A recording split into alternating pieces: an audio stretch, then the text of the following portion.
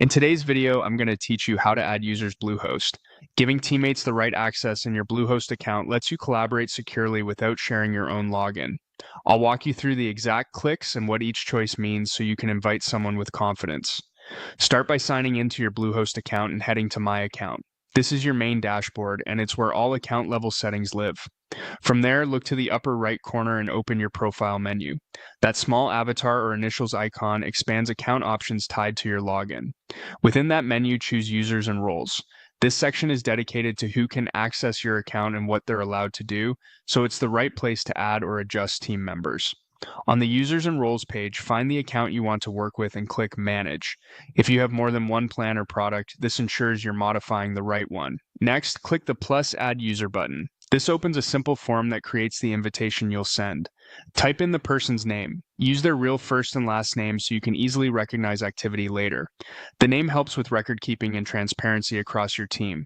Enter their email address carefully. This is critical because Bluehost sends an invitation link to that email. Double check spelling before you continue. If the address is wrong, they won't receive access.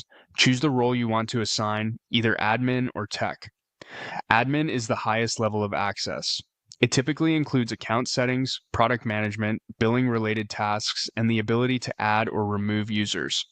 Tech is designed for hands-on site work. It focuses on technical management, like websites, domains, or server settings, while limiting sensitive account or billing controls. Pick the role that matches the person's responsibilities to follow the principle of least privilege. When everything looks correct, click Invite.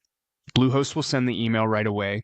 The person will follow the link to accept, set up their access, and appear in your list. Until they accept, you'll see them as pending. And that's it. You've opened My Account, used the profile menu to find users and roles, managed the correct account, added a user with their name and email, selected the right role, and sent the invite. With these steps, you can safely collaborate without sharing your personal login.